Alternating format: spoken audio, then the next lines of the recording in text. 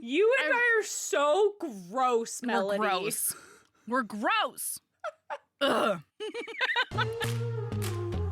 I'm Melody Carlisle. And I'm Sabrina Bradley.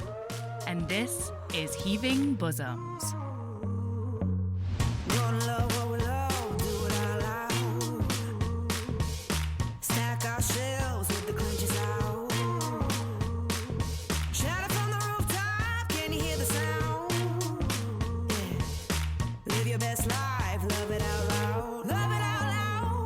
This is the podcast where best friends recap romance novels and other kissing media that makes us swoon, snark, and refills our cups. Whether you've read the book or are coming in blind, we'll lay bare every delicious scene and revel in the tropes and subgenres that make romance amazing. All right, listener, strap in and strap on. Headphones are highly recommended.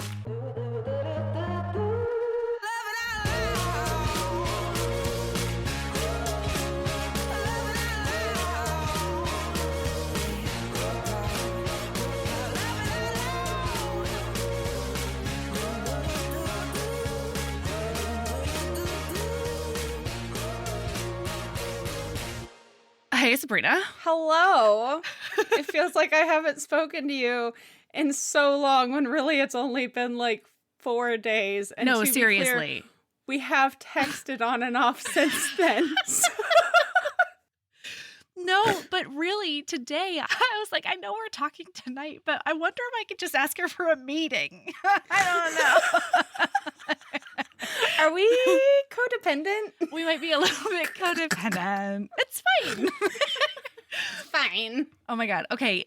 Listener, Sabrina's been teasing me for only like 30 minutes. It hasn't been very long, but it feels like a really long time about something that she needs to tell me live.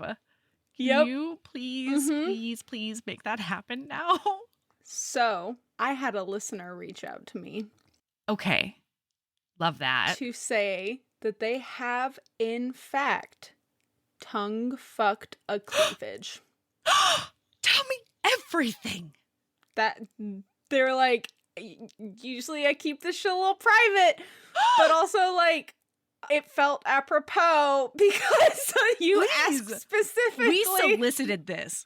Yes, we did. We're very interested. Like, oh man, yeah, and so that was that. They tongue fucked a cleavage, which apparently is exciting. A good decision if a person has particularly sensitive boobs. Mm-hmm. Ooh. Yeah.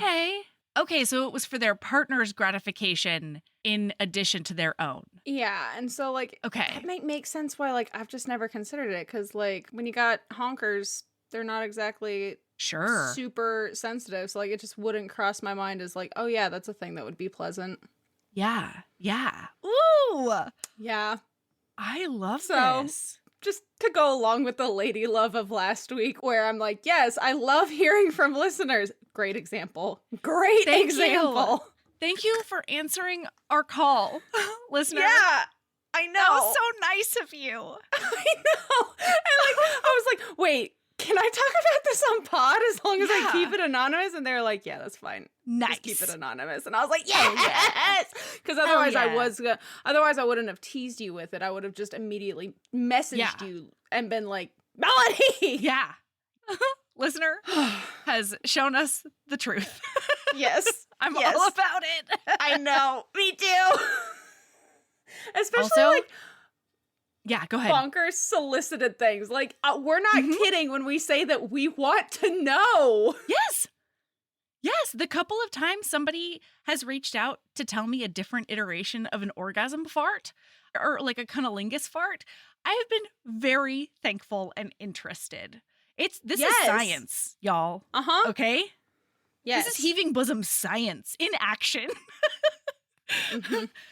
Oh my God. Okay, also, since we last spoke, I did read The Heiress and the Orc. And one of my favorite things about those Grisk orcs is that apparently they have like notoriously large penis holes. And so they like when a person, puts their tongue in there as far as they can and like tongue fucks their dick a little bit. It's not just, you must have forgotten because it's also in the Maid in the Yorks. It's not just the Grisk, it's the Balder too, or the Sky too, because Draffley likes it. Yeah, because Balder's like, fuck yeah, stick your tongue up in there, look it all up good, and Draffley's yeah, this feels pretty good. You gotta seek for your seed, everyone, okay? Yeah. I finally, speaking of which, I was at that climactic. I remember the last time we recorded, I was like, I'm at the climactic fucking scene of Maid in the Yorks, and I had to pause for this. And I did. However, then I had company for fucking 3.5 days. Which was wonderful, but also. It was fabulous. I had an incredible weekend. Yeah. For a billion different reasons. But seriously. I did not finish The Maid in the Yorks. It's a travesty. It's a goddamn travesty. Until yesterday. And so, I just sat. Oh, it was awful, but also But that amazing. shows you just how great your weekend was. Sabrina, the most prolific reader I have ever met in my entire life, didn't finish a book because company. What? Yeah. That's incredible. I'm so happy for you. I don't remember the last time I didn't finish. Yeah, because I didn't finish any books this weekend. Yeah. Usually, even with company, I'll read in bed and in the morning. Right. But it was just nonstop. By the time I was going to bed, I was just too fucking tired because I'm grandma.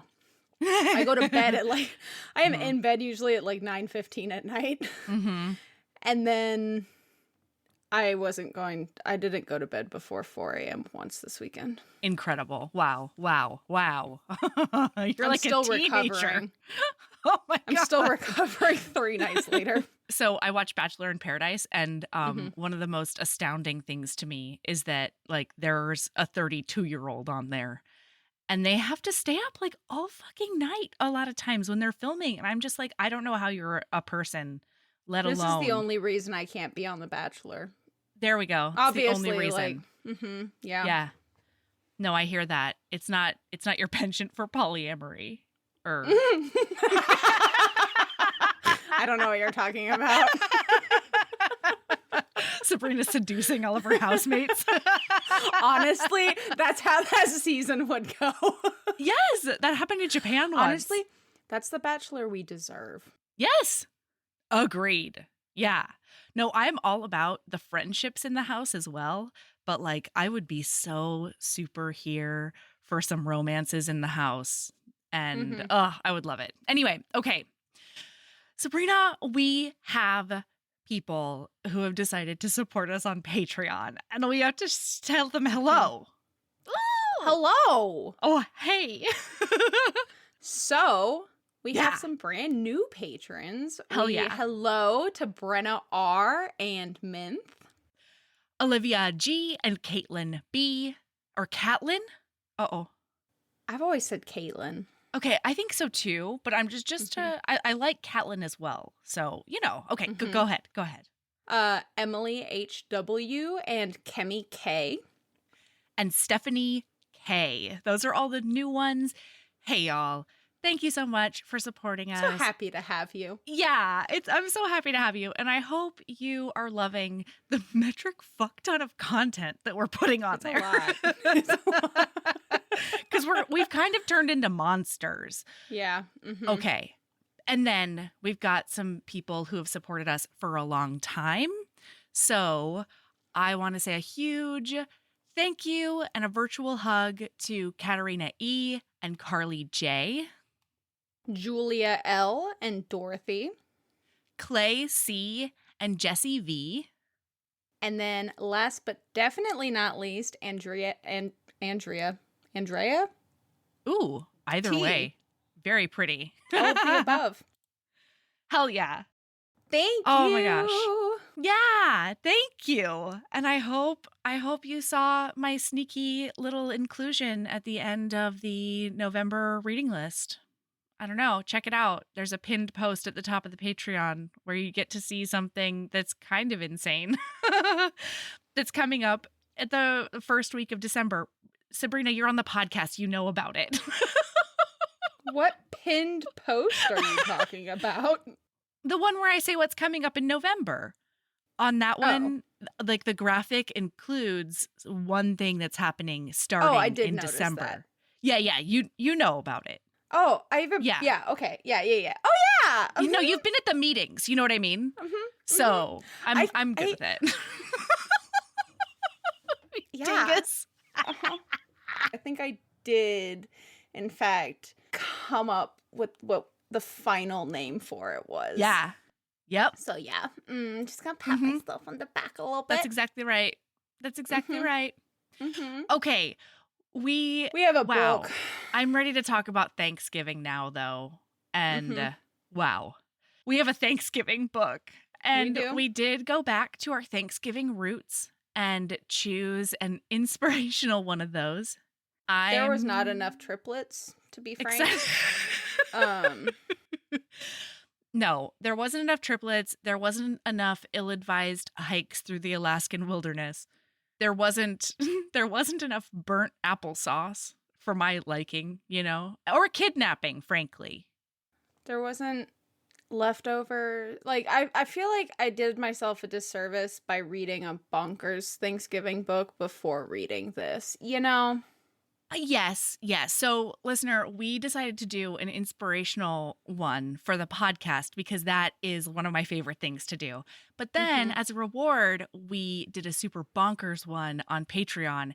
And because of like our time crunch, we could only fit the bonkers one in first. And then, because I needed more time to read this frantically. So, yeah, we did do the bonkers one first. This one was bonkers in other ways, though. This book, there were a couple of times where I was just simply left speechless. Absolutely. In this book. I don't know how that's going to translate on podcast, but boy, are we going to do our best. Yeah. Like, okay.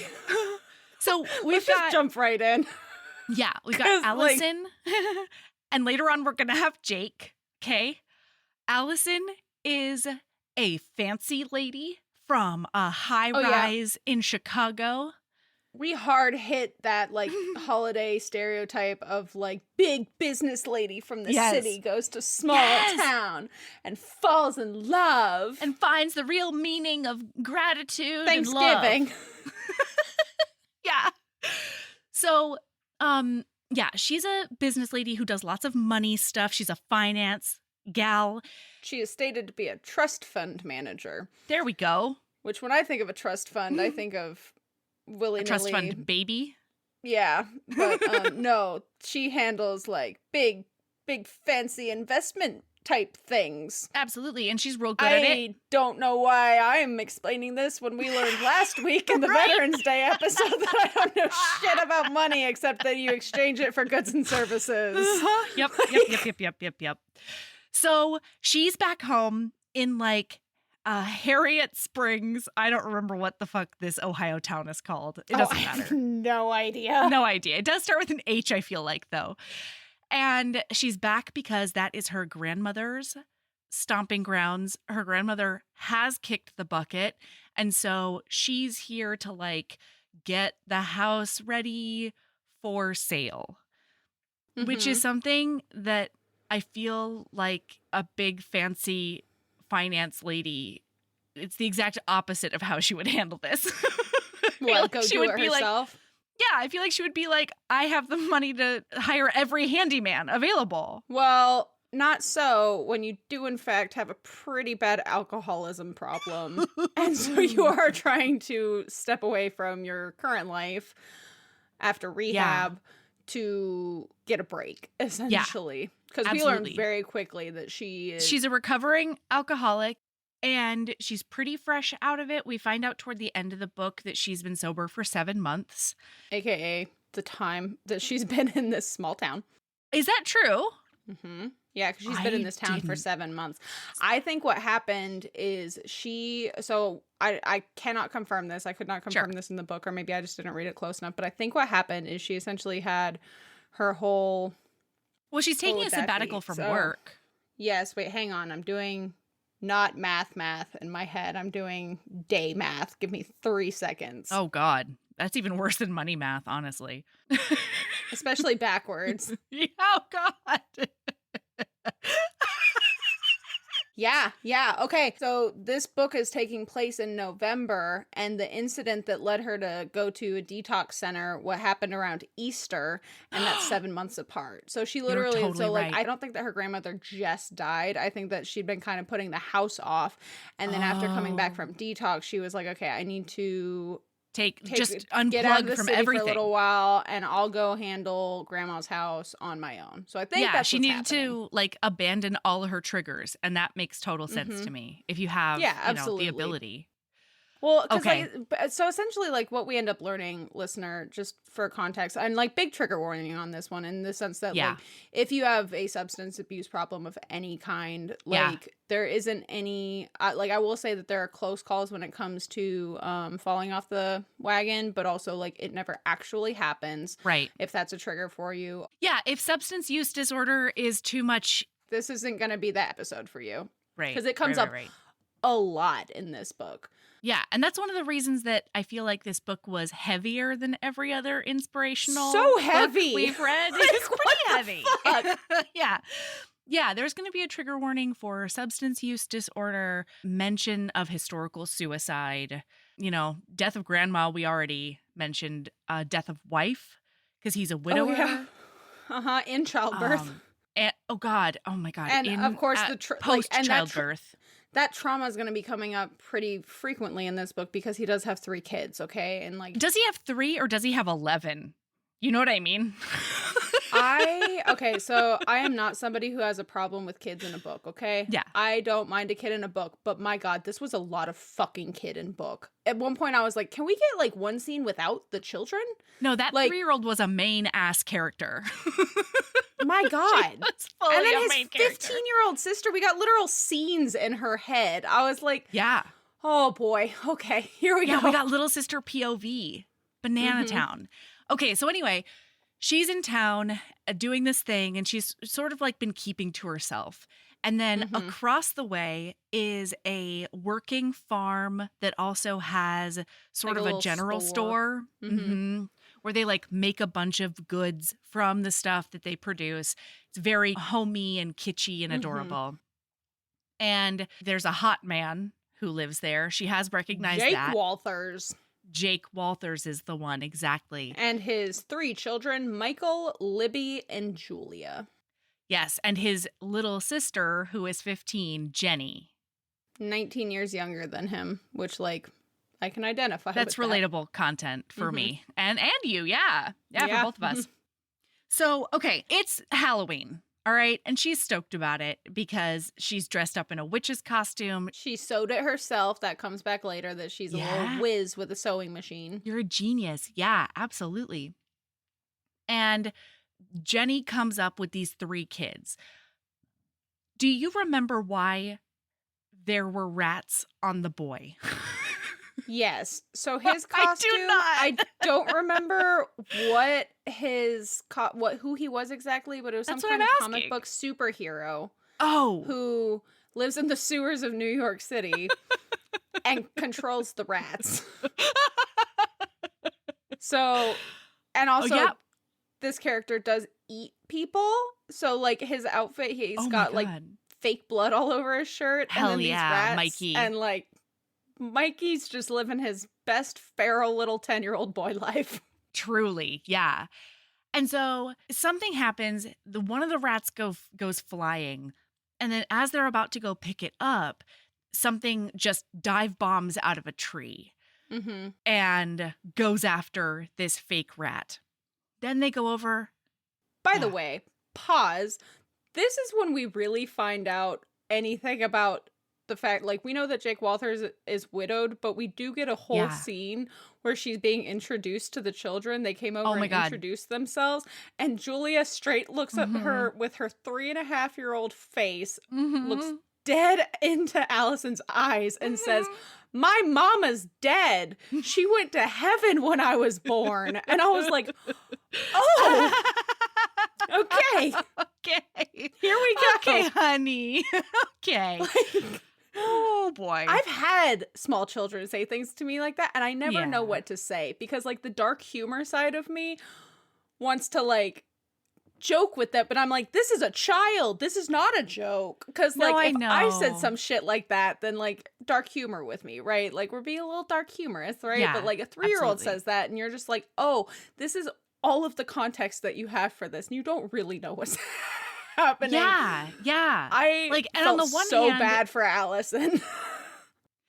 yeah, I don't know. I felt like she was comfortable enough with it because A, she already knew the story, but B, yeah. one of the things I liked about, no, I'm going to take that back completely and just nix it from what I was going to say out loud. What I like about that is that it shows they've been processing with her since she was born. And that's fucking rad. Like, making it, helping her contextualize it at different developmental stages is just such good parenting. And it made me really happy. Anyway. Maybe as a not parent. Yeah. Oh, I yeah. don't know how to handle totally 3.5-year-old coming and saying that to me. Like, I understand. Now that you put context on it, chef's kiss. Love that. Like, I never know what to do. No, I know. But I Small mean, children I are so blunt. I do love that, though. Truly. Like, yeah, you're right. Yeah. But yeah, so it turns out this thing that dive bomb, going back to the rat, it was a little baby owl who really sucks at being an owl. And like, Bing Boong Bong Owl Danger with melody. This is a little known fact. There is a silent killer in the world, and it is owls. Boss? There are actually a non-zero amount of owl attacks that happen every single year where owls live. And cause death? Sometimes, yeah, because the lacerations are so serious. Not usually, right? Well, any hoodles. So this little baby also, like, bird shit with, like, Bing Boong Bong bird knowledge. Don't pick up a baby bird. Don't pick up. Yeah. That baby bird is dead to its family now. Like, and so what they brilliantly did is they pick up this baby bird. She goes and finds a decrepit old ladder. She finds a ladder that is not fit for decor. Okay? You could not put this thing in like a Cracker Barrel. You cannot hang your quilts off of this ladder. No! Absolutely not. So they do, in fact, go lean it against the tree, and then Bing Boong Bong ladder safety with Sabrina. Have somebody hold the bottom of your ladder, you lunatic. She goes up this ladder holding this baby bird that, like, to be clear, dead to its family. Dead to its family now because you touched it. And then they just put this sorry excuse for an owl just on a branch. And as she's like falling, barely. As she's falling, and lo and behold, luckily Jake shows up at the bottom of the ladder as the entire ladder just crumples to dust. It crumbles. Yep. And then she goes down. He sort of catches her and then turns his body so that he doesn't like hit the kids or something like that, ? Or like the ladder doesn't hit them. And also to like soften her fall a little bit. And like, this is how we learn that he is not a paranormal Navy SEAL boy, because he does, in fact, not only break a rib, but cracks 2 others. And I'm like, that's the most fucking real. I don't think I've ever seen somebody get hurt in a romance novel because somebody fell on top of them like that. Yeah. And like, I'm glad that this happened. I'm glad he's hurt. The representation in this book was inspiring, okay? That's the inspirational part. But, like, I was fully expecting him to be like, oh, yeah, just brush it off. Because, like, he's talked about, like, this big, hot, burly farmer man. And, like, am I wrong? In a different book, he gets out unscathed. Absolutely. Not a scratch on him. Okay. And like, also, we should tell listener that she is very, very obviously described as incredibly slender. So like, you know, that's not the representation that is inspiring, but like the fact that a not giant person injured a giant person because of gravity makes fucking sense, everyone. Yeah. I do love that big burly Jake, though, did in fact, when he realized she was falling, did holler at everybody surrounding him, "Move your butt! Move your butt!" And I was like, I think I love this. Absolutely. Absolutely. So they are like, we have to get you to the hospital immediately. He's obviously being like, am man, don't need. No. And so finally she's like, I will drive everyone. Let's get everybody in the car. Yeah, because Jenny's just a little too young to overnight. God knows how long he's going to be. It's a whole thing. And so they all shuttle there together. Meanwhile, these poor traumatized children. Well, and like for the past while, I don't super remember how long, and it's honestly not important. But the reason that Jenny's with him is because his parents are in Florida because heart surgery for her dad or something. His dad. And no, I think it's a vacation after his heart surgery so that he stays relaxed, which is the opposite so that he doesn't of what farm. Papa Walters does. That's right. After his heart surgery. Definitely. So she's been with Jake and the kids for a while, and it's even more than normal when normally, since his wife Beth died, Jenny's like really stepped up a ton. She is a parentified child. Yeah. Like she basically, because Beth died when the youngest was 3 days old. And so Jenny was 12. Yeah. And Jenny just stepped right up and basically took over the mom role in the family. Yeah. So they go to the hospital and the physician is like, you're staying here overnight at a minimum. And he's like, I can't do that. And Jenny's like, I've been doing this since I was 12. Like, we're good. I'll just take them home. No problem. And he's like, it's too much responsibility. Before this. Oh, yeah? I have a question for you.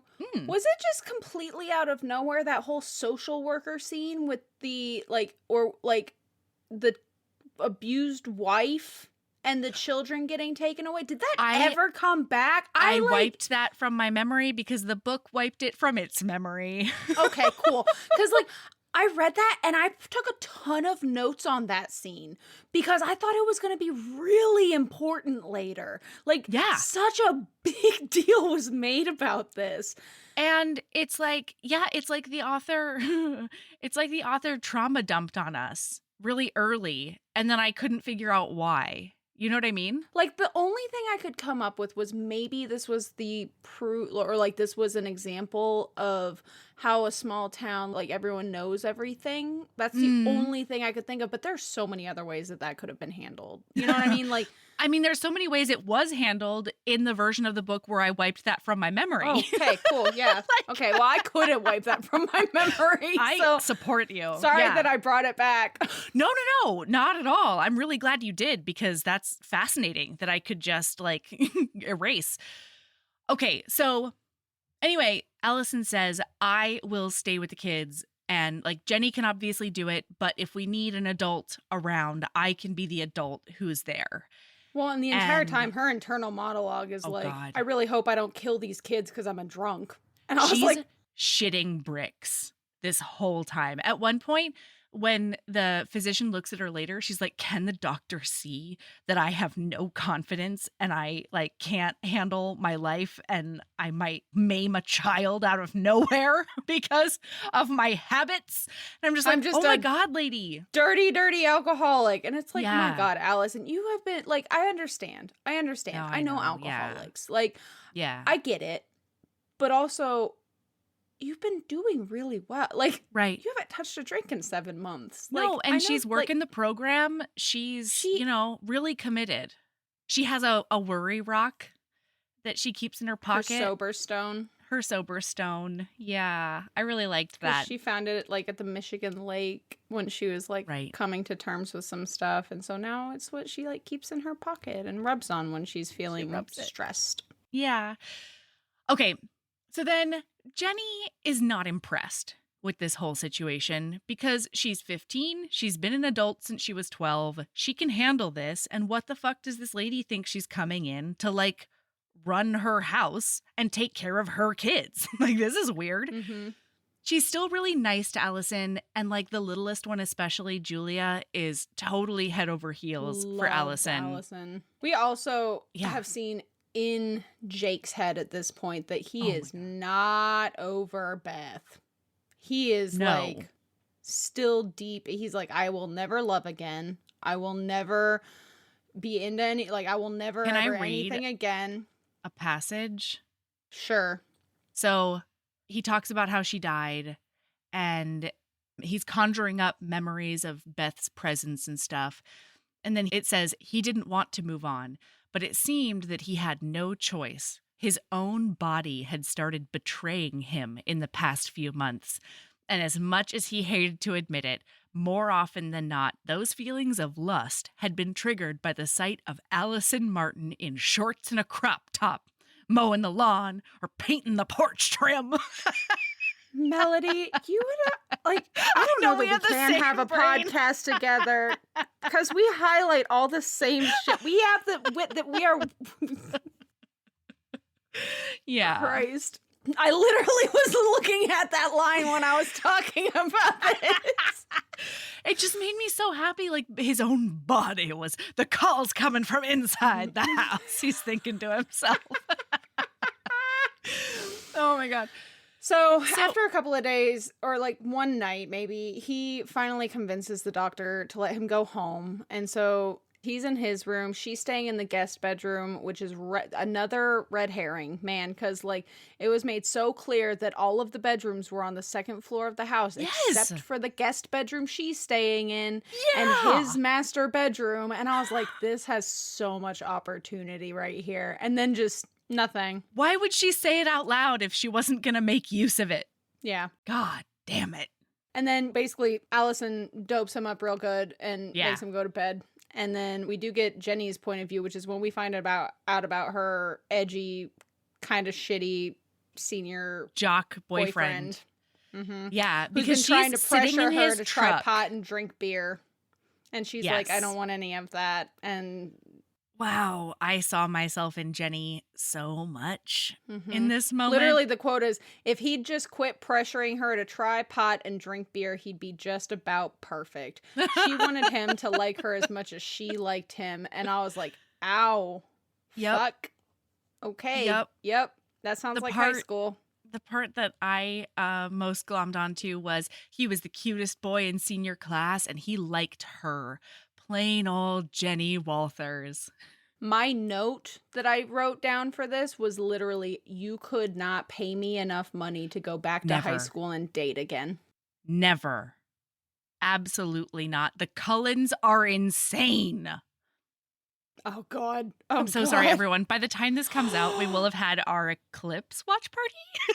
Guess what came in the mail today? Did your shirt come? Did your shirt come? Did your shirt come? My sweater came in. I haven't seen it yet. I didn't go by the post office to pick it up, but it is here. I got the email. Oh my God, that's for reference, listener.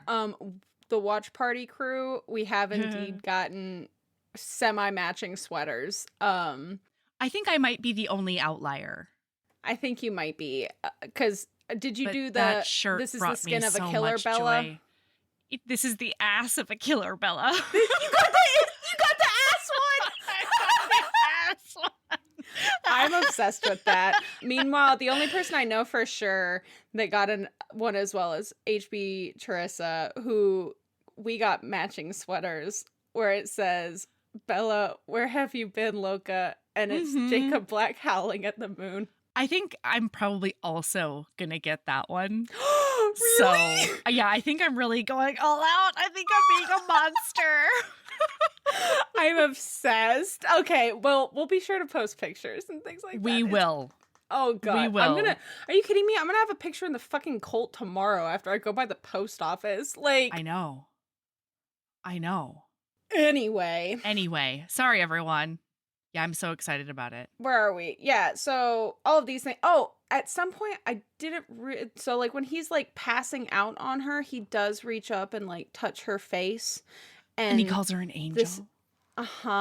And she can't sleep because of it. Yeah. And that's about it.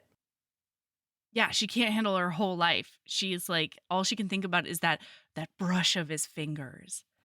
So then the next day, Allison does go over to the general store and we meet Stella, who is basically the general store manager. And Stella's just a gem. Is the most persnicketiest, just wonderfulest older lady. I honestly, I want her and Tom's romance novel. I want their book so bad. Than anything anybody else's. I read in this book. There were times in this entire book, though, where I was like, because, by the way, you'll be so proud of me, Melody. This is book 25. No fucking way. I did not read 1 through 24, and you should be proud of me. All by the same author, or is it one of those Harlequin inspirational? I didn't look that hard. Okay. Melody, to be clear, I could not look that hard. No, you couldn't. Otherwise, I would have read them. Listener, I have been trying to figure out a system in which I can keep the number of a book in a series, that like knowledge away from Sabrina so that she doesn't Sucks for Melody. I'm the one in charge of lording over our list of 5-star recs. It's true. And I do put that information in there now that we do books for Patreon, like entire series is for Patreon. I do in fact have to know how many books there are in a series. Oh my God. Hey, listener, actually, did you know that we're still doing the 5-star review bribe? Did you we're know still that? Like hard on that. Yeah, we're hard on it. And like the list is not as long. Like we've been motoring through it. We have ever since I started putting like at least 3 on each reading list. We've been motoring through it. Mm-hmm. But we got a review on Thursday. Do you want to hear what it says? It's really cute. It says, "Thank you for the ACOTAR emotional support." I was like, yeah! That's cute. Yeah. So anyway, reviews make my whole day. Wherever you're listening, I would love for you to leave a 5-star review. And then if you do, you can either put the book you want us to do an episode on in the review, or you can just email us and tell us, I did a review, here's the book I want you to do. Either way, it'll get put on the list. So, love a review. And it helps the podcast grow. And not to tell you how to hack the system or anything, but I will tell you that if you do share, like if it's a diverse book that is on your 5-star review, it is 1000% going to be on the list way sooner than any other. Way sooner. Yeah. The list is cis, it is het, and it is white. Predominantly. So like, yeah. Yeah. Any hoodles. So we meet Stella, and Melody's already let the cat out of the bag. Tom, one of the other locals, is obsessed with Stella and is desperately wanting to... He wants to marry her. To marry him, but she's like, no more farmers, because she has a tragic fucking backstory too. Trigger warning for historical suicide. Her husband, years and years ago, died by suicide after they lost his family farm, basically. Because he was a terrible business person. Yeah. And she's like, I just can't risk that again. Plus, she says that she wants to go see the world. So those two things are her barriers to entry as far as a marriage to Tom is concerned. Meanwhile, Tom's just like, but I'm good businessman? Love business. Tom does. Good at business. Yeah. I make lots of money. I'll take you around the world, Stella. Sure. And I was like, Stella, why are you still holding out? Like, Stella, come on, man. He's offering you the world and the D, you know? Yes. And the snuggles. Tom's a good hugger. I bet Tom also knows how to treat a lady in bed. You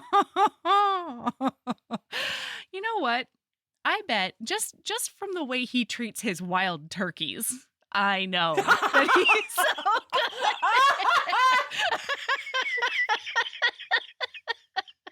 good. Oh boy. Can I tell you, Melody, that I literally can't look at a turkey in a book the same way anymore? After Stuffed by the Were Turkey. Like, the minute it was like, Tom has were turkeys, I was like... No, Tom doesn't have were turkeys, Sabrina. He has wild turkeys. Oh, did I just say were turkey? I meant to say...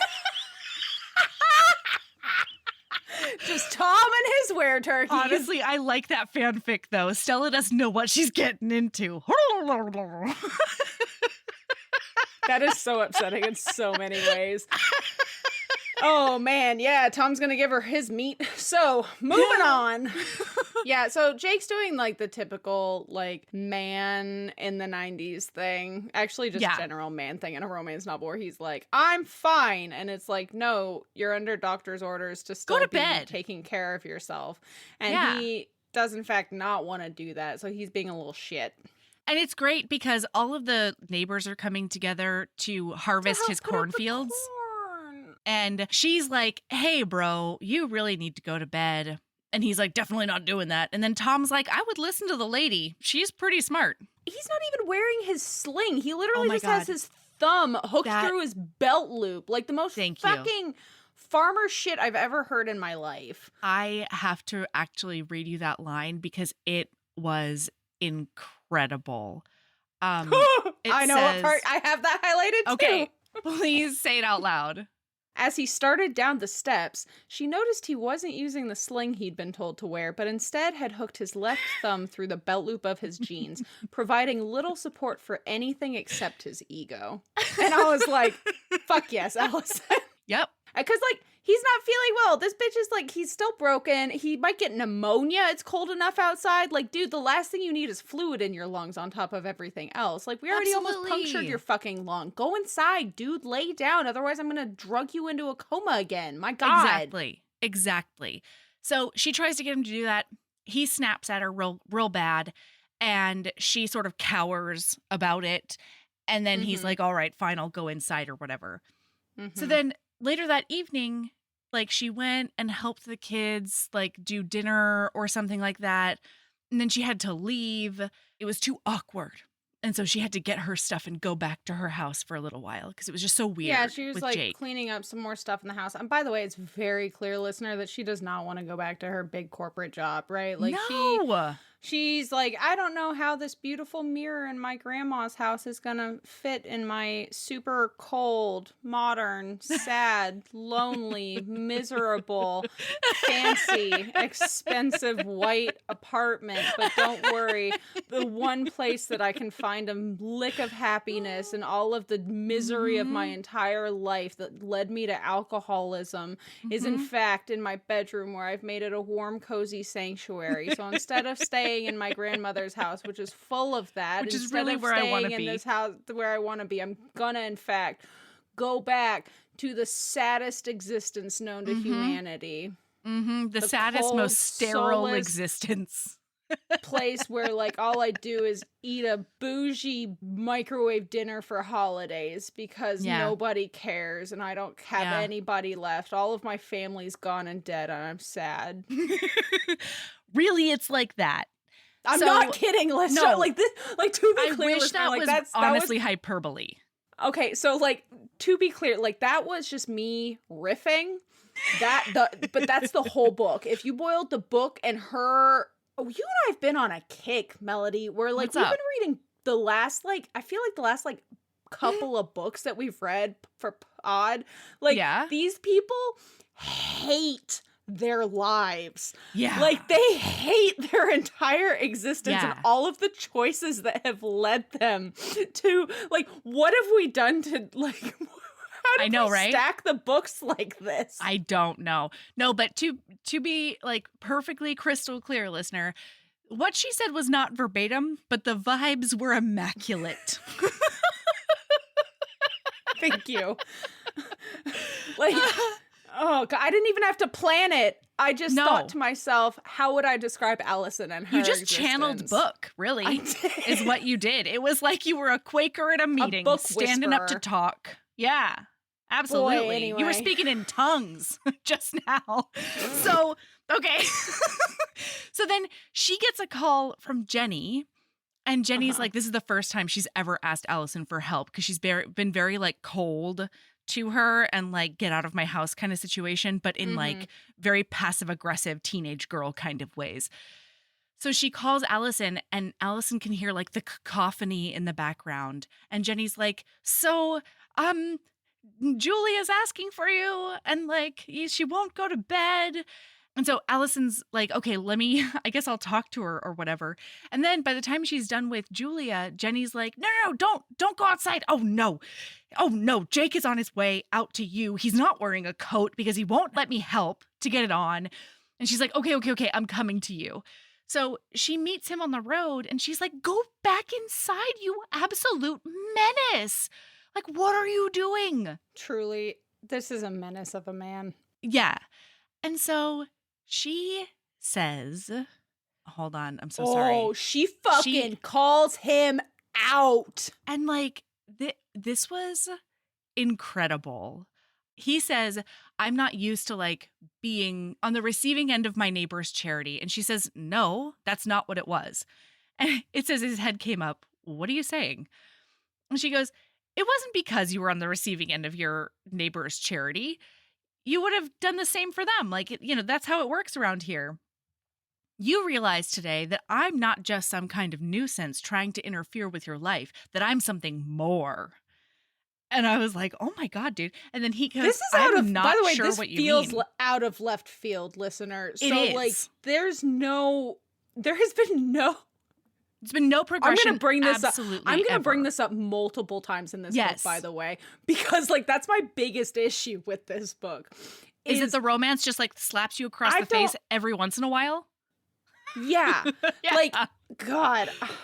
So then, of course, she goes, Julia no, pops. Wait. No, not yet. Because she goes, out there in the parking lot in front of your friends and neighbors, you realized you had a living, breathing woman staying in your house. A woman who wasn't your wife, who wasn't Beth, she finished in a rush.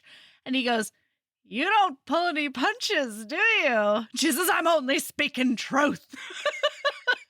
It's incredible. Yeah. What? This was bananas. So then Julia comes outside in like just a tiny nightgown. Barefoot in her nightgown, hopping up and down. Daddy, come get me. I saw you from the window.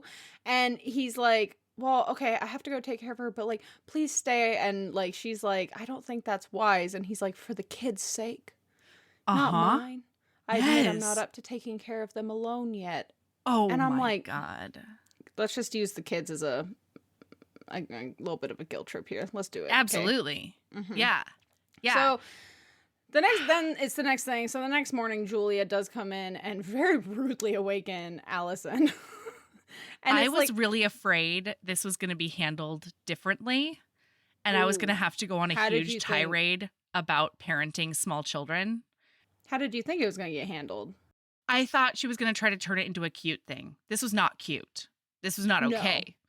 This was absolutely, you get a big time out for this nonsense. Well, yeah, because it was like, even once he was in there, like she was being a 3-year-old is what she was doing. Oh, yeah. But like a 3-year-old who needs not connection, well, probably connection, but also like correction. Yes. And so they do have like, she's just screaming in Allison's face, I want cereal. Get me cereal. Yeah. And by the way, hasn't she already eaten at this point? Yeah. Yeah. She just wants second breakfast.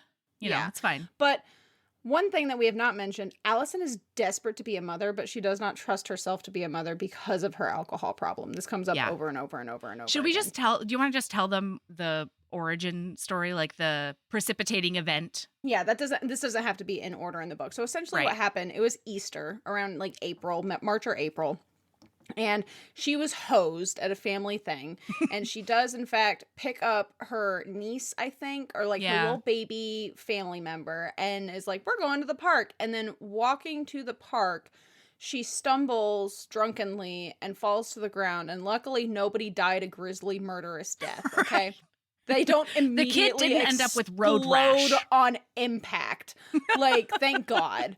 Because she made such, like, and I get that this was her wake-up call. Frankly, she needed a wake-up call. But, like, she makes it sound like somebody was holding a gun to the child's head if she did not fucking go. Like, boy, howdy. I mean, I get that. But also, like, I feel like she said she ever be a parent.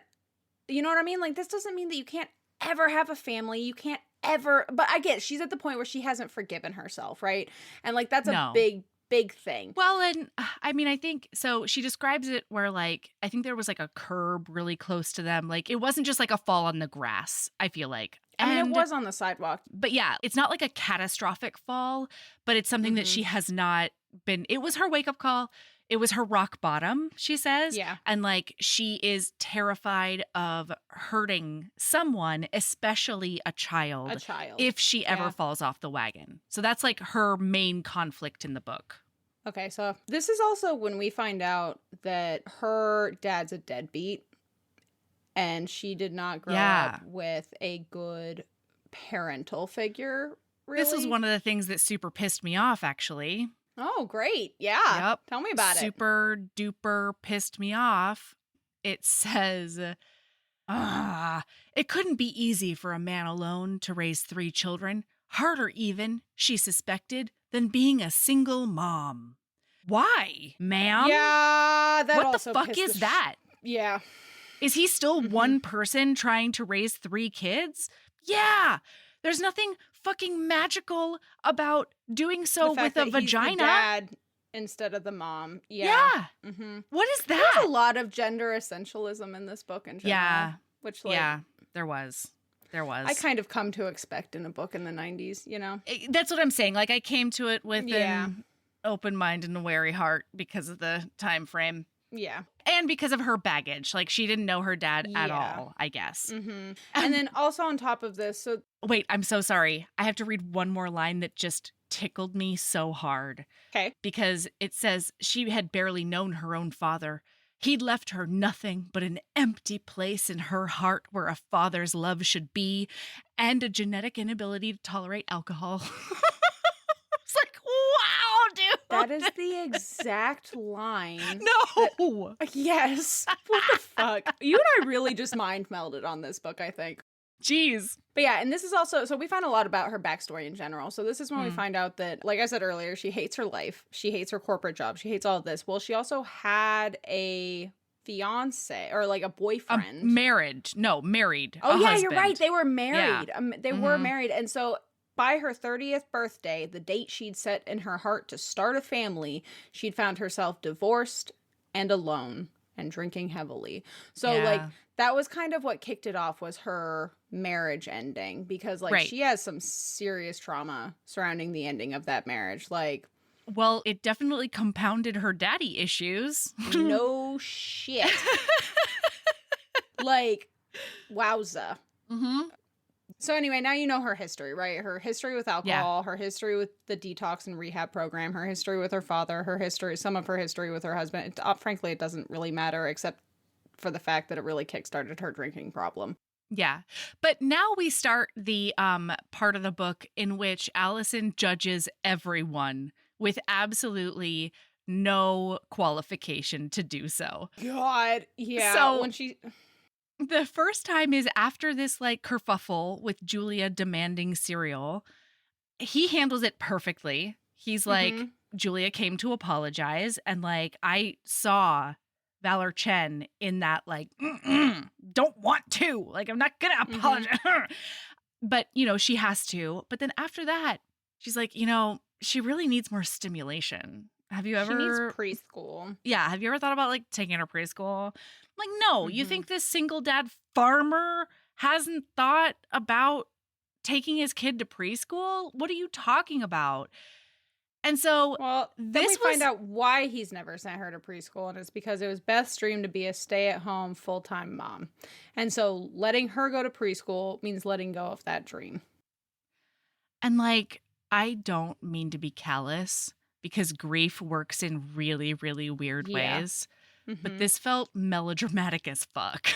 Yeah. Like, that's not your reality, dude. And what she doesn't realize, I think, is that most of the time his mom is around to help with childcare during the day. That has been their way of going around this, and that has worked very well. Now, she might be right that this 3-year-old could benefit from some exterior enrichment, but like, I loved him though, because he was like, oh, have you been an expert on children your whole life? Like, have you just been a child savant? And she's like, no, but it's not hard to see that, like, you know, she needs some time with children her own age or whatever. Yeah. Between this and like the snide comments she makes in her inner monologue about how Jenny is like keeping him back from getting over his wife. Yeah. Shit.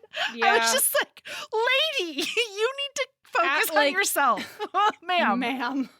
Yeah. I feel like you're Yikes. projecting a little bit. Yeah. Allison. You like, think? Incredible.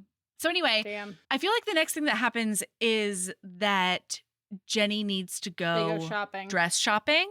This is when Jenny apparently decides to let her inner slut flag fly. Oh my God, what a slutty bear. And everybody got issues with it. What a slutty little slut pants. Oh my God. So she's 15. She's going to her first dance, and she's basically like part of the harvest court ? It doesn't matter. But she was next runner-up. Somebody got grounded, and so this is her moment. She gets to step into the spotlight. But she is deeply insecure about the fact that she's the runner-up. Yeah. She needs to show everybody that she deserves this spot. She's like, I gotta get just a knockdown, drag-out dress. Like, I need to scorch their eyeballs out, is basically what she says. And she wants to do this because she has to impress Aaron, her senior almost boyfriend, who keeps on being like, why are you such a square? Like, you might not be able to hang out with my friends if you're such a prude. Yeah. So they go to this boutique that is going out of business. And they're like, oh my God, look. Oh, it's the dress. And it's like a 90s sheath dress. And it's black satin. And it's got red sparkles on it, sequins, I feel like, and it's like real low cut, but straight on the top, you know, with a spaghetti strap situation happening. And it's real short. And it's real short, okay, and it looks like she's got legs for days. And Allison is trying to like help without frankly. This alienating. This was the right thing for Allison. She's not Jenny's mom. Oh, yeah. This is the right... Like, Allison was like, are you sure you want to buy that dress? And Jenny was like, yes, and yes, and yes. And so Allison was like, okay, well, if you're sure. And so let her get it. Because, like, to be clear, Allison is none of these children's mother. No. Okay? And I love the fact that she wasn't, like, sanctimonious about it. And then, like, the thing that pissed me off is that when she inevitably shows Jake, and Jake like fucking hits the roof. Are you ready for this? When Jake tells her you shouldn't have let her buy it. Yep. Jake. And I'm like, Jake, I feel like you should have put some parameters on what she could buy. But guess you gave her 150 bones. Yeah. And didn't give her any guidelines. Yeah. If this is your fault, sir. And then don't worry, this is supposed to be okay. So I'm about to get a little heated because this is when we're fucking getting into some shit that really pissed me off throughout this entire book. Ooh. Okay, so he's like, Jenny's my sister, and she's like, Jenny's a woman, and he's like, she's still just a girl, and she's like, not in this day and age. And then they like argue some more, and he's like, I'm gonna go like fuss at her and blah blah blah. And she says, Jake, please, you're handling this all wrong. I think I can. And then before he fucking interrupts her by grabbing her. This was bananas. And his hands shoot out and wrap around her upper arms. And he says, this is the second time today you've lectured me about my relationship with my family. And then he fusses some more, and he's holding onto her. He's yelling in her face.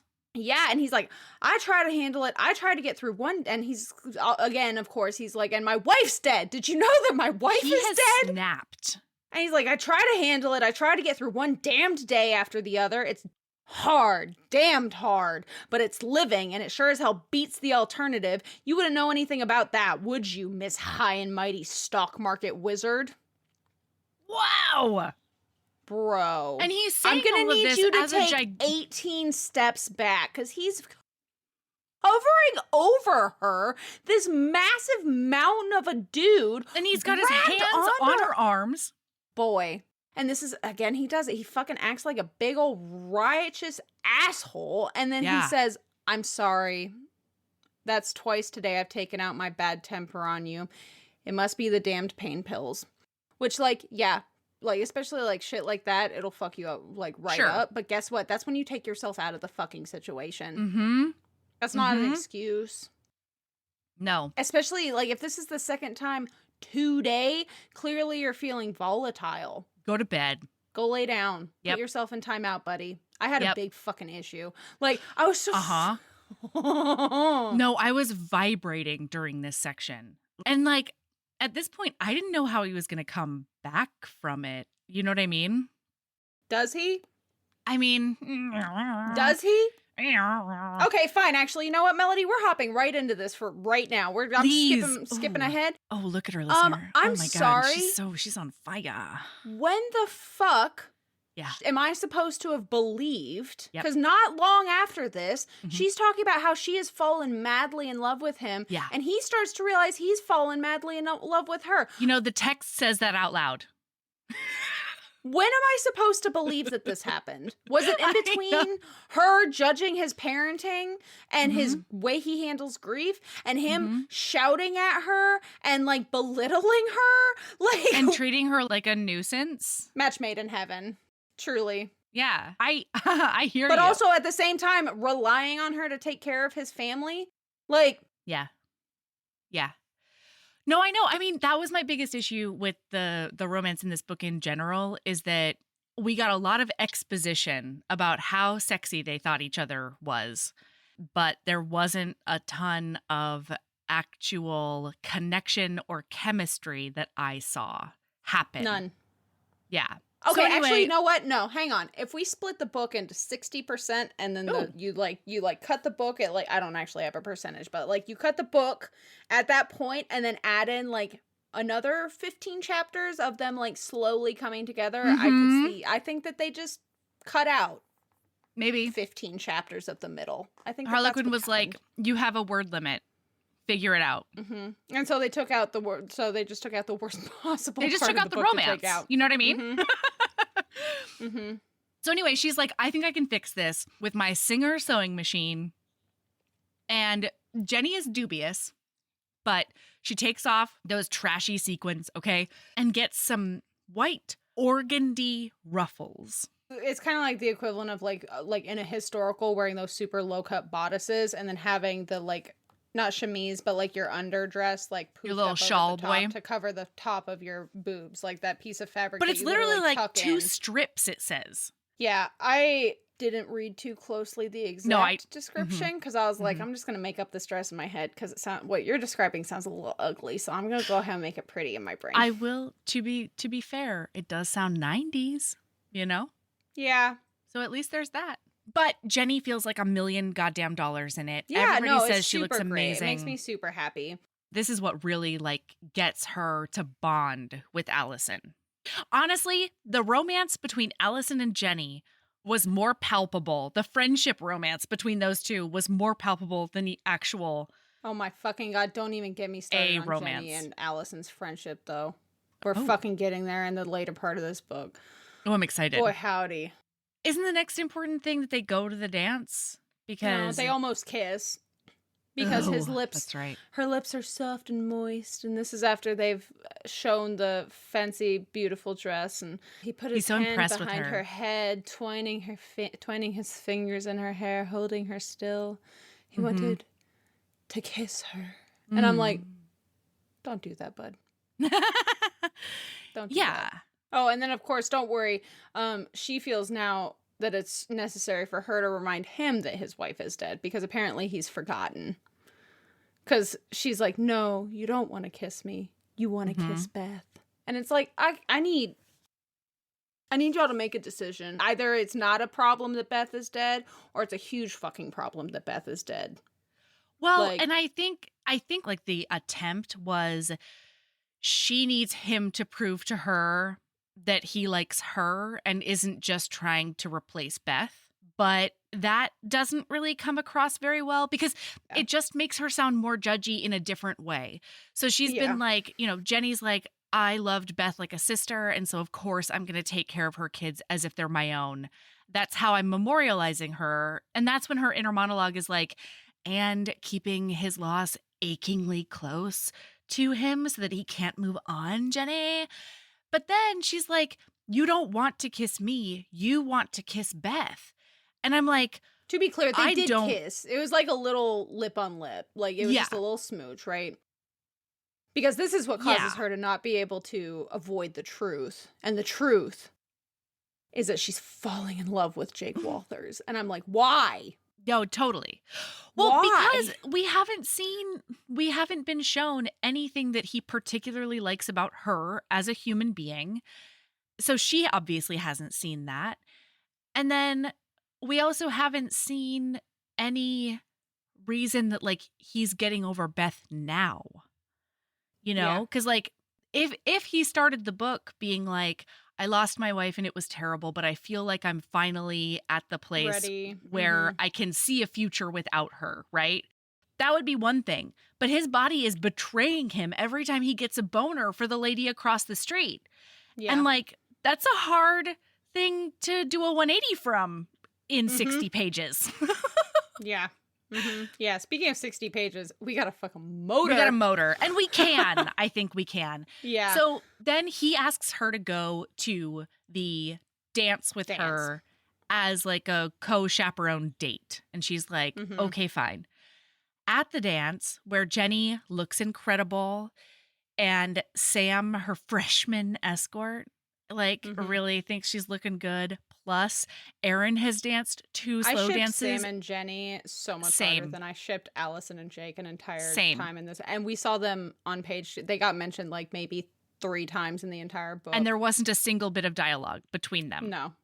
Nope. They were just mentioned in passing. So then they dance, and Jenny is dancing with Aaron at that point. And so she's already getting a little bit weirded out by the fact that they're dancing. And, like, she didn't really love that he asked her to the dance in general, because she's just like, I'm still so loyal to Beth that this is fucking weird for me. But then Aaron, because he's an absolute douche nozzle, is like, don't you know what's going on with that lady? And she's like, no, nothing. She's just like a lady who lives in town right now from Chicago. And he's like, no, she's a drunk. By the way, before this, she does almost fall off the wagon. That is something that's important that comes up. Yeah. Because and this is the closest that she's come in 7 months to falling off the wagon, but she's super stressed because there's a whole thing where Julie almost electrocuted herself with some defective Christmas lights. That's now, and everything ended up being okay. But, like, understandable. That would freak the shit out of me. Like, electrocution is no joke. No. And so she had noticed the very first time she was at Jake's house that he had a half-open bottle of white wine in the fridge. Yeah. And so, like, it's been referenced a couple of times up until now, but this night she does pour a glass, and she's like, it's over the sink, and then he does come up, and he's like, oh, a glass of wine sounds great. It startles her so much that she just drops it, and it shatters in the sink. And he says, oh, hold on, I'll pour you another one. And she says, no, I can't because I'm allergic to wine. It's dumb of me to even think about it. He's like, it's probably turned. I'm not really an alcohol drinker anyway. And then they make coffee instead. Well, and when Julia has this incident where she almost gets electrocuted, she's like, oh my God, I'm so sorry. Like, I can't believe this. This is why I can never be a mother. This would have never happened if Beth was here. And he's like, no, this happens to every parent, just you know, at different levels and different incidents. Like, Mikey fell off of a playground structure or whatever when Beth was with him. Like, there were 4 other adults here, too. True. Like, yeah, kids do shit. And sometimes it ends tragically. Like, absolutely. Yeah, so that was just an important scene where he's It like... was. It happens. Like, nobody's to a perfect everyone. Parent. You cannot keep... No matter how sober you are. Yeah. Like shit's just gonna happen sometimes. Yeah, and so then at the dance, now Jenny knows that she is a recovering alcoholic, and because so she doesn't know that. She just knows that she's a drunk. So, and so she does think to herself, she's like, well, she's never seemed drunk, and she's also thinking like, I thought we were friends, and this would be an important thing to know about a friend, and if she hasn't shared this with me, then like maybe our relationship isn't what I think it is. I would also like, so this is, you just touched on the thing that really pisses me off. Yeah.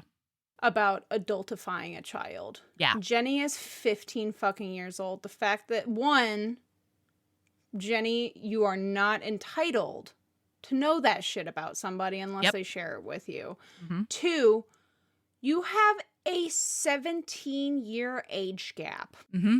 This is not your friend. This is an adult. Like, I'm glad that you seem to have this, like, trusting relationship with Allison, but also, like, that's not your fucking friend. She's not going to talk to you like she's going to talk to her adult friends. You are a child, Jenny. Well, that's why the problem is that she's been adultified. As far as she's concerned, which, frankly, as far as the rest of the world is concerned, Jenny's a fucking adult. She's been being a parent for 4 years. Yeah.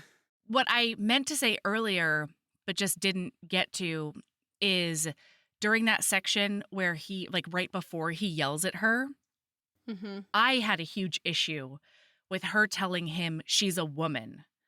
And then him saying she's a child and her going, not in this day and age. Like, no, that. Don't do that. Don't do that to kids. But like, I'm sorry. Stop doing that to girl children. Don't put that on Jenny. You're not going to say that 15-year-old boy's a man. No, absolutely not. And like when she said that, I was like, nope, I don't like this. I don't like this at all. I feel like she's going to try to do like, I'm the cool mom, I'm the friend thing. And, you know, Allison doesn't really. She didn't mean to, but that's the impression that she gave Jenny. Otherwise, Jenny wouldn't be so fucking. There's just, like, the communication between all of the characters in this book is just, like... No, because you're right. It made total sense from Jenny's perspective. Yeah. Why she felt that way. Absolutely. Yeah. But, yeah. When she said she's a woman, I was like, what the fuck are you saying? You should know more than anybody that a 15-year-old girl is still a child. Uh-huh. Jesus. Like, sure, young adult, whatever, but, like, that's totally different. Like, it grossed me out. Anyway, so then when they go home, Allison notices that Jenny is, like, weird with her. And, no, I'm so sorry. Note, they go home, so Jenny's coming home a little late from, like, her curfew's a little later because of the party or like the dance and all of that. And so Jake does take her home and they're getting ready. They're planning to go to Pound Town. Are like, they? Oh yeah. Cause he's like, we have an hour alone and like they go into the bar and they're making out. Like they're ready to go to Pound Town. I'm so sorry. When you said Jake, I heard Jenny and Aaron because I'm so sorry. When, I was like, oh my God, did I skip a chapter? No. No, but when they were dancing and like the reason he tells her that this Allison lady is a drunk is because she's like, have you been drinking again?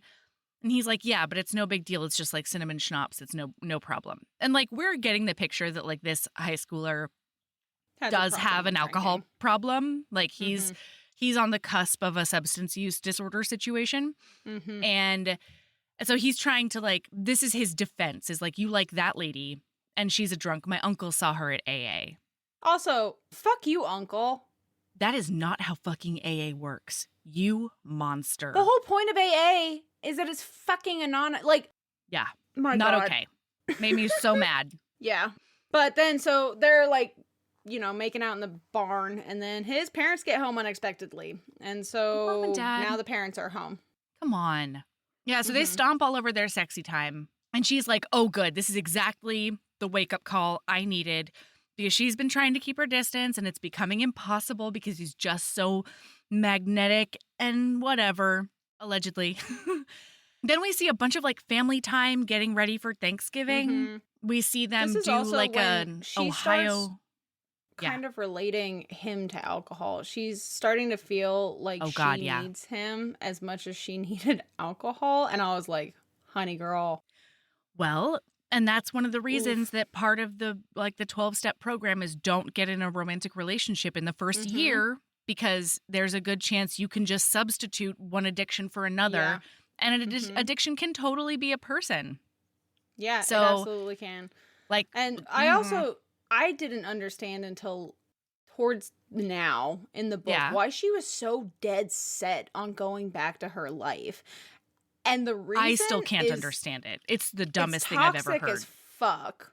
Yeah. She basically, her reason, listener, is that she needs to prove to herself that she can go to the shitty life that she hates, that led her to drink in the first place, and basically raw dog it without alcohol to prove that she's a worthy human. And like, yes, that is a mentality that, like, I understand where it's coming from, but also, like, my God, girl, like, you don't have to do that, though. Yeah, it made no sense to me because she's also coming to the realization that she doesn't want that life at all anymore. So, like, there's no reason for you to face those triggers. Yeah, but, like, also, like, to be clear, it is not a weakness to take yourself out of a situation that makes you want to turn to poor coping mechanisms. Yeah. Like, it is not bad to leave that. If, like, it's not a weakness. Right. That's okay, especially if you don't want to be there anymore in the first place. Like, girl. Well, that's my thing. Like, she's doing what she needs to do on a lot of different levels for healing. But then she's still mired in this mentality of like, I need to do this thing I couldn't do, even though I don't even want to do it anymore. And it just made no goddamn sense to me. So the next important thing that happens is Allison is walking over to his house and Jenny calls to her from behind a tree, and it turns out Jenny is drunk on wine coolers. And this is right after he asked her to like go on an away vacation with him. For a night so that they can be alone. And she's decided that she's going to tell him on their away alone vacation about her alcohol problem. Yes. Well, so she is helping Jenny and she's like, you really need to tell your parents. And then she finds out that Aaron is driving around blitzed. Yep. Because he kicked her out of the car. Well, no, she was like, let me the fuck out. Yes. And then he just But then he like fine. He like drove away in a rage. Yeah.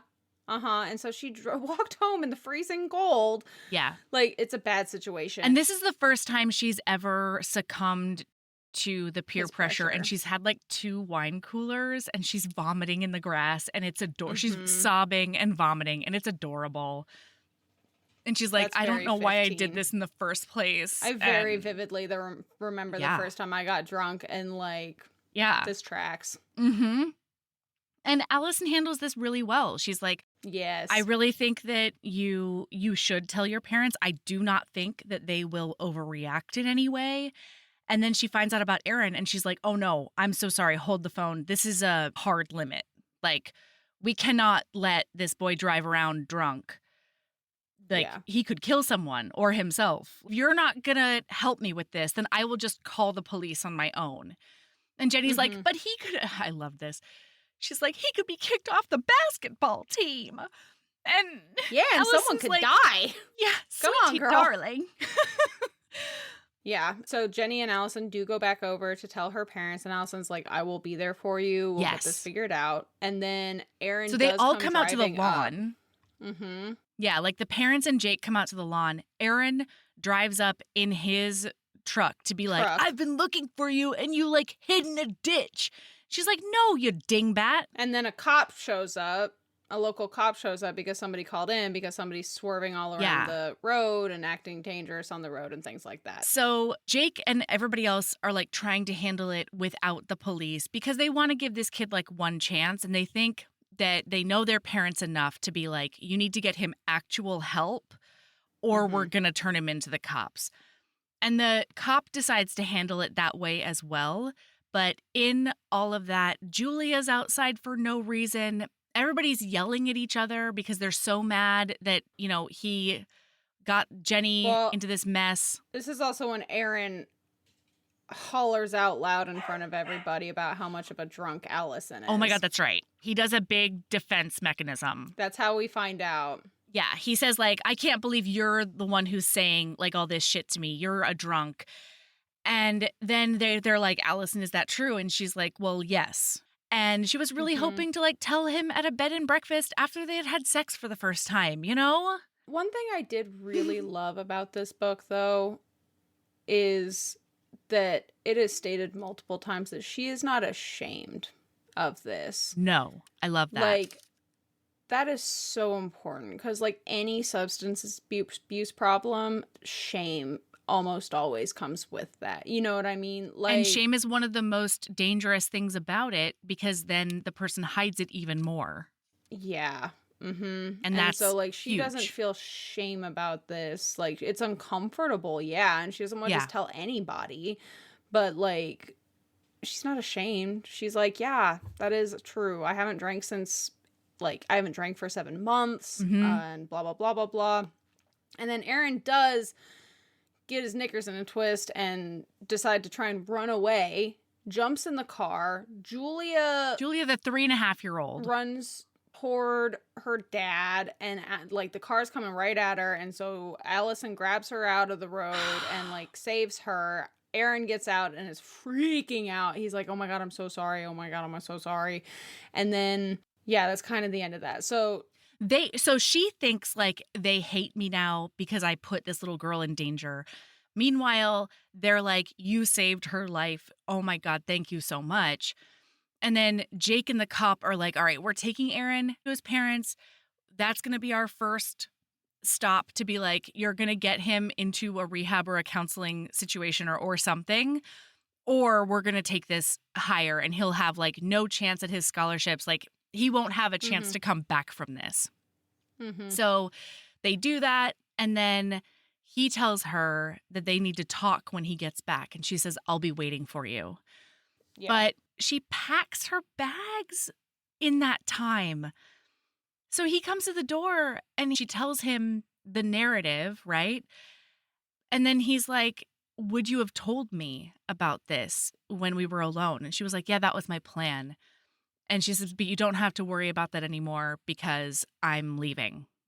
Going back to Chicago, I'm going to go, like, you know, get back to my life and nobody can stop me. And yeah, and then he starts throwing out some bullshit too, though, because he's like, what do you have to prove? That you don't care enough about what's growing between us to tell me the truth about yourself? That you don't trust me? That you don't need me? And it's like, buddy, Liz, this isn't about you. She just told you a really vulnerable thing. Yeah. Like, not only that, she just got outed with a vulnerable thing. Yep. And now you're making it about you, dude. Yep. Like, this is super not about you, Jake. Yeah. So he tries to lay on the guilt. It doesn't work. And she goes to stop by Tom's house to be like, will you winterize my grandmother's house because I have to leave early? And Stella's there in a robe. Yep. And she's like, yeah, I decided that he is a good businessman and he's not my husband. And we can go on really fun vacations together. And so, yeah, I'm going to marry him. And she's like, yay! It was adorable. I loved that. It was so cute. And then she leaves. Drive 5 hours back to Chicago in the middle of the night. So he's moping McMoperson. Of course he is. And as a big surprise, since everyone's home for the Thanksgiving holiday after all, what they end up doing is their family, like, they're sneaking off to go get, like, his brother and their family from the airport as a secret to the parents. And I have a question for you. Because Jenny's also been devastated because she didn't say goodbye to her. Jenny basically feels like she blew up her brother's second chance, you know, and, like, blew up their friendship by having 2 wine coolers and having shit pop off. Yeah. Anyway, you have a question for me? Well, I do have a question for you. While driving, have you ever thought to yourself, you want to know what soundtrack I really need to listen to on this long, long drive? And why is the answer never Titanic? Jenny puts earlier, on this, I was like, of all of the soundtracks that you keep in your car for driving, why Titanic? Far across the distance and spaces, like, especially when your brother's grieving not only his dead wife but now the loss of his second chance. Like, really? Titanic? That feels a little tone deaf. My heart frankly. Will go on and on. near, far, wherever you are. I believe that my heart will go on.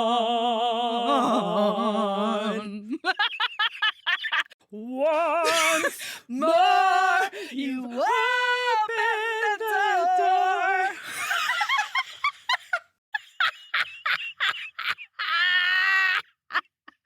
I think that's why, maybe. Oh my God. Wow. That was maybe the funnest thing I've done all week. Boy, howdy. Well, anyway, that was delightful.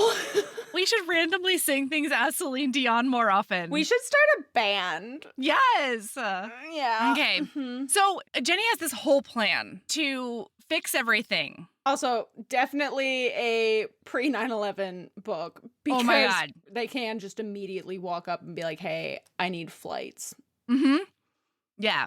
Can you do that anymore? I didn't think so. Well, you can't do it where she was described to do it. Which was at the gate? Which is at the gate. Yes. Anyway, so long story short, Jenny does convince Jake to get on because it's a sign. It's a miracle. There's 2 open seats. And so he does, in fact, go and he flies to Chicago on a hope and a prayer. She's like, go get her and bring her home for Thanksgiving. Don't come back without Allison. Yeah. So he goes to her apartment building because Jenny's like, I wrote down her phone number and I wrote down her address for you. This was like, so he gets to her big bougie apartment building. Wait, Sabrina, this is what I thought about. This is where I thought you were going earlier. Right after we talked about him being like, it must be the pain pills.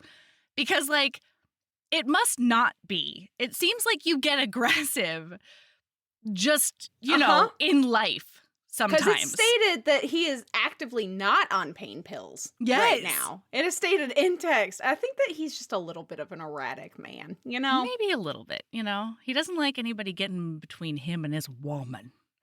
His living, breathing woman. Who he's felt passion for the first time since Beth died. Anyway, so yeah, he tell them everything. Frankly, I don't think that there's any love here. I think this is all horny. I think this you is think? all, yeah. Like I didn't see a lot of horny either. You know what I mean?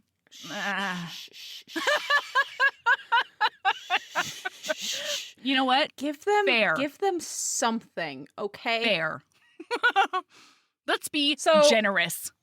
He does show up at her fancy apartment building and he's like, just some fucking hick from out of town, and these fucking security guards are not having any of it. He's like fighting them to get to the elevator, and because she's not answering the phone, they're like, sir, you're not on her list. She's not home. He's worried that she's drunkenly passed out and died in her apartment because nobody's answering the phone, and it's like, well, maybe she's like, he's worried like her cats are eating her face. And meanwhile, he knows she works a job where a lot of times she's at the office for 14 to 16 hours a day. Does he know that?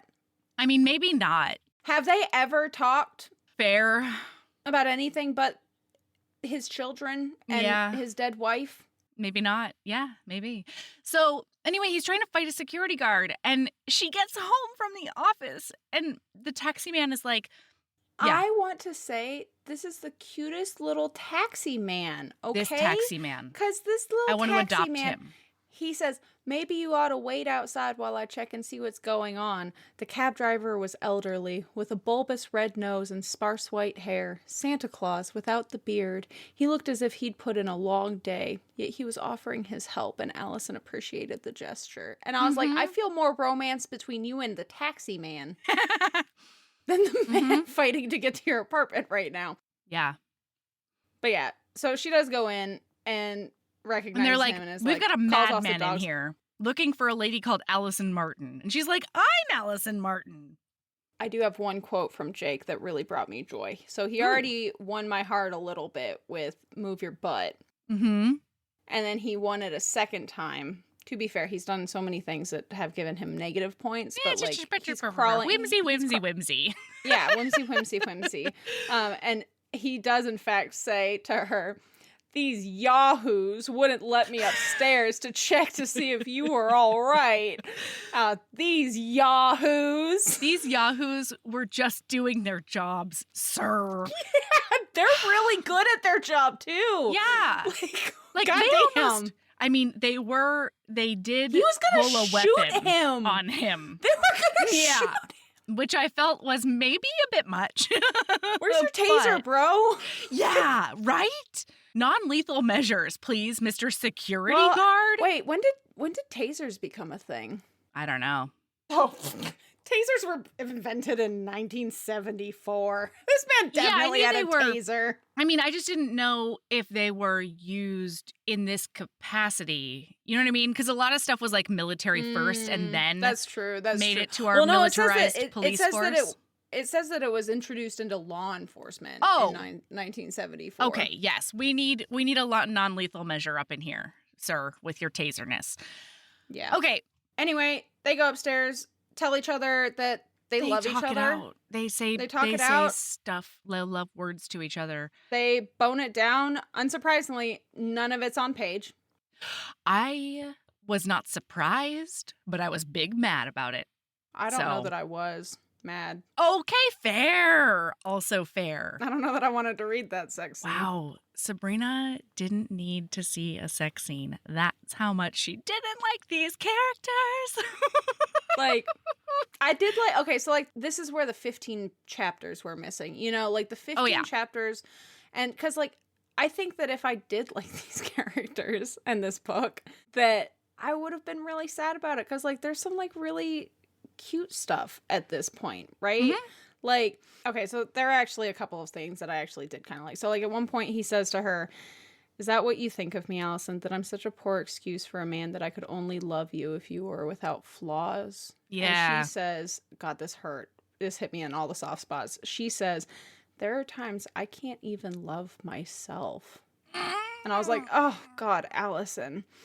Mm-hmm. And she's like, "I'm afraid I'll come to rely on you too much, come to rely on all of you too much. It was already happening before I left. Whenever I felt as though I needed a drink, there was Stella or your children to distract me. Or you." And like, that's a very valid concern. Yeah. And she's like, "It's too risky. One day I might give in." And he's like, I'm sorry. He says to her, "Life is risky, Allie. Love is even riskier." Oh, yeah. "I know. I learned the hard way. But if I'm willing to take the risk a second time, can't you?" No. And she's like, "You never said you loved me before." And he's like, "I was a fool not to. But I'm saying it now. I'll shout it from the rooftops if you want me to. And I'll say it every day for the rest of my life." And I was like, that was cute. Okay.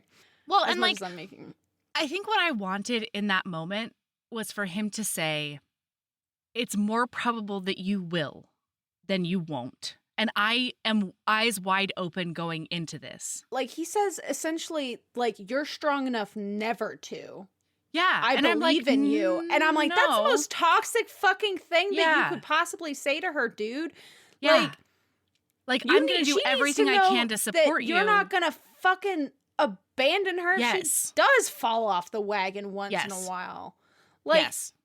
And like he got like 4 steps away from it by close. saying, "I would love, I could love you without flaws," or whatever, But I don't know. I needed him to be like, "If you do, we'll handle it together." Yeah. And that never happened, but whatever. It's fine. So then then they do bang it out. But then he does say, this did make me smile. They wake up at like 6 a.m., right? Mm-hmm. Or I'm sorry, 5 a.m. their time, because they do have to drive across a time zone. Oh, yeah. And he's like, if my cat, because she gets up and he's like, "If we leave now, we can get there before noon on Thanksgiving Day."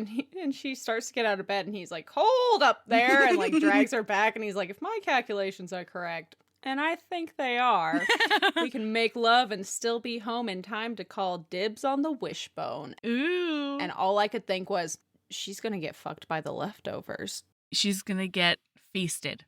All right? Mm-hmm. Mm-hmm. That means nothing to y'all yet, listener, but wait until Friday. Wait until later this week on Patreon. Yeah, whenever you put up the episode. But it's just probably going to be like tomorrow. I have no chills. That's fair. But yeah, and then it's the epilogue, and I've never felt more seen than by Michael Jacob when they told him, don't eat that cookie, it'll ruin your appetite. And he said, no, it won't. It'll save my life. I'm starved. And I was like, It'll save my that's life. a mood. Yeah, she's pregnant. He's happy. They're cute. It's Thanksgiving again. It's the whole thing. Goodbye, the end. Although at one point, Darlene, the mama at one point, though, there's another pregnant lady who's like about to pop. Yeah. And maybe it is her, I don't know. But at one point, Darlene is like, no babies are going to make an appearance until after we eat. Do you hear? And all I could think was, if I saw it, I could totally see one of them going into labor on like the last line of the book. But it didn't happen that way. No. But yeah. So this book was not as ridiculous as I wanted it to be. But it was, I feel like it's still delivered on a lot of levels. As far as our inspirational books that we don't like for Thanksgiving standards are concerned. Welcome, listener. You just had Sabrina's first hate read as co-host. And that's not even true. I didn't hate this book. There was just a lot of things in the book that I did hate. No, totally. But there, like I said earlier, like there were parts of this book that I really liked. So like, it's this like, there was no in between. Either I really liked it or I really didn't like it. There's not a whole lot of like middle ground there. Yeah, absolutely. Absolutely. All right, Sabrina, what is your lady love on this Thanksgiving episode? Okay. This is actually a little sappy, so you should go first. Okay, I have two. Damn, we're breaking the rules 2 weeks in a row. I know. One is I'm so thankful for you. Shut up! That's my lady love! Oh, no! Shut the fuck up! Are you serious right now? Yes. I'm How the dead. Fuck? I swear to God, you and I have the same brain. Like, were you and I, like, what the fuck, Melody? That's why I was like, you go first because we're going to get emotional. And now you just whip it out like it's nobody's business. Just fucking lay that dick all over the table. What? God damn it, Melody. Do you want to have a grateful dick measuring contest, Sabrina? Apparently so. What the fuck? Okay, well, let's just love on each other for a mutual lady love for a second then. So, okay. Yes. Well, if you want to tell me all about if you want to do the other one first, it's related. But okay. I'm also really, really thankful for listener. And I know that's sappy in its own way, but like, I was really nervous. I was really excited. Like it was something we did together and that was really wonderful. But I was still really nervous about like the rebrand and like the new logo and the new music and stuff, because I know that a lot of people have an emotional attachment to the identity of the podcast as it was sort of before, And the music is definitely a big part of that. But just like the love that everyone has shown for the changes has been really, really helpful and inspiring and motivating. And it's like breathed new life into the work we do, I feel like.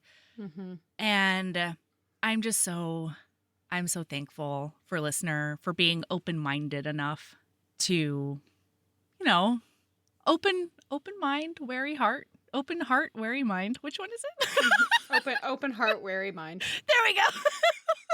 You did say it wrong earlier, but I wasn't going to call you out on it. Oh, thank you so much. That's really generous of you.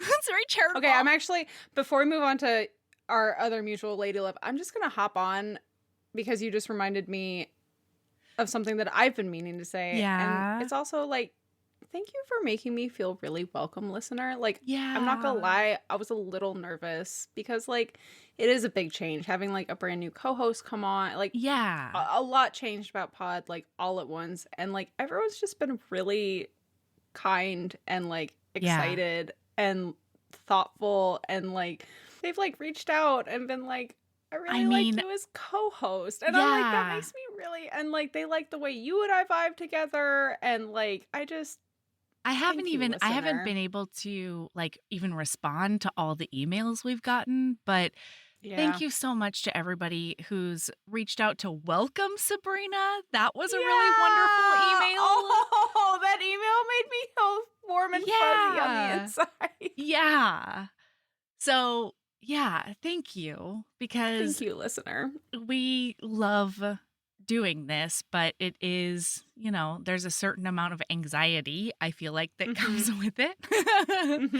So, yeah, listener just went above and beyond as per usual, honestly. Yeah. At this point, I don't know why I have the same anxiety I do all the time because listener is so nice.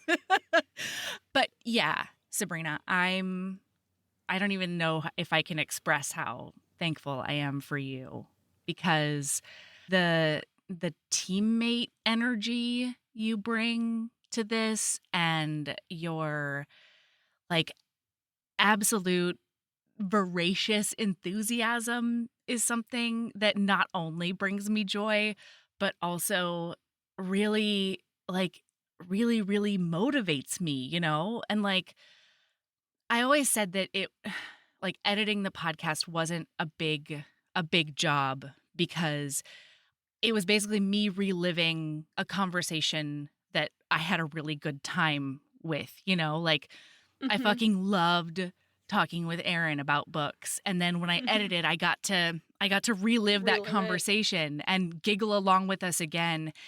And when we had guests on, or after she left and we had the rotating people, editing was always a little bit more fraught, because it was just okay, I've got it. This is something I have to do. This is a job. But editing's back to being an absolute joy. And I don't know. I just love your brain and I love your heart. I love yours too. Oh my God. And I love the way that we communicate together.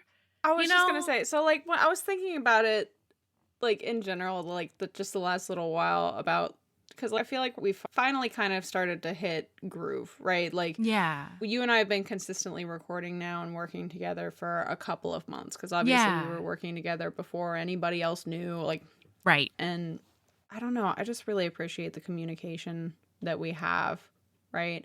Yeah. Because I don't feel bad coming to you and just being hey, not today. Right. Absolutely. But also, at the same time, other people that I would have to say, hey, not today to, I haven't had to do that to you, right? Because, even on a really bad day, a great example is last week when we had to record, and you and I were both, unhinged little feral monsters. A lot of other things I would have begged out on, but, it just brings me a lot of joy. And, the fact that, you and I didn't really talk a whole lot, and we didn't record for 4.5 days. It's literally been less than a week, and I was missing you. Yeah. And no, but I mean, and you're right. It's back to me looking forward to recording. That day, listener, I cut this out of the episode because I didn't need to do this to you, but there was a day where in the middle of the recording, I just blurted out, and I found out my uncle died today. Yeah. Sabrina was like, oh my God, we could have canceled. And I had this realization, it didn't even cross my mind to cancel, because I knew that it was something that would make me feel better. It wasn't an obligation or a burden that I would have to trudge through. I knew it was something that would be healing and uplifting, instead of, adding on to the bullshit. But yeah, I just appreciate what a thoughtful communicator you are. And I don't know, I just love you so much. I just love you too so much. Lady love. Yeah, I've been talking on and off a little bit with you, but that was gonna be my lady love. You stole my thunder, you bitch. No, but it's one of those things where like I said, I feel like we've gone through a couple of almost we've already gone through a couple of different cycles where we had more or less stress in our own personal lives, and then with pod obligation stuff, and so we've already gone through really busy times, really not slow. We've never been slow, especially now that we're putting out as much content as we do. But you're just really supportive. Thank which like you. means a lot because like you were kind of talking about it a little bit a couple of minutes ago about how like it can be like all of the big changes and stuff like that. And like, I'm not gonna lie. And I know I've talked to you about this, but like, we'll give listener a little bit of an insight. Yeah. Like, it was a big thing to decide what, like, because like Heaving Bosoms is not a brand new podcast. Coming on as co-host, I am taking a 6-year-old podcast on my shoulder. You know what I mean? Like, it was nerve-wracking. Like, and like you and I had lots of conversations about that. And like the whole time through, you were just so, one, you were honest about the good and the bad, which was really important. You did not sugarcoat anything. Right. Which is good. Because like that wouldn't have been good for either of us if I we both needed to come in eyes wide open. Yeah. And you've been really supportive through all of it. You've been really and, supportive. Like, you and I have compatible dreams for the future about we do. pod. Like, I don't know. It feels really good. Makes me really excited for the future.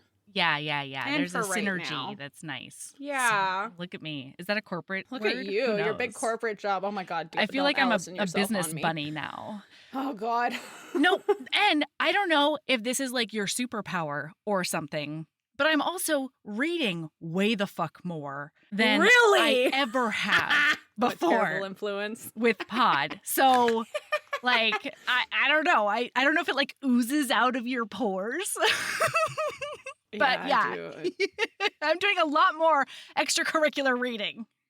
Hell yeah.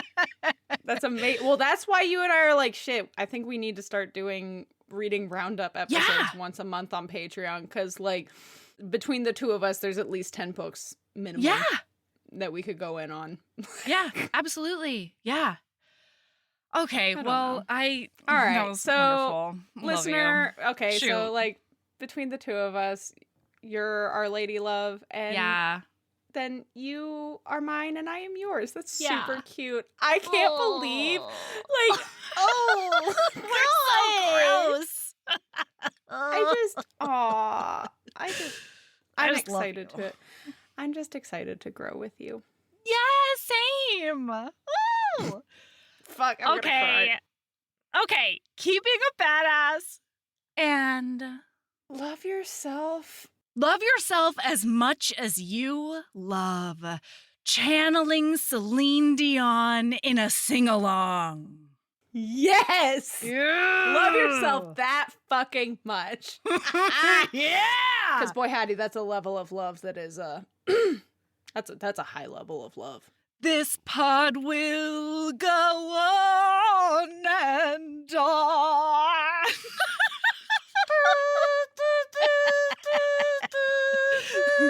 I'm not dropping that diamond. No, don't. Absolutely wait, not. hang on. I demand space on that door, Melody. Oh my God. Yeah. We will both be on that door. Oh yeah, we'll for make sure. it happen. No, I'll never let go, Jack, is something that I will actually mean when I say it out loud, okay? Okay, good. Thank you. Okay, Thank you. bye. Although, like, whew, bye.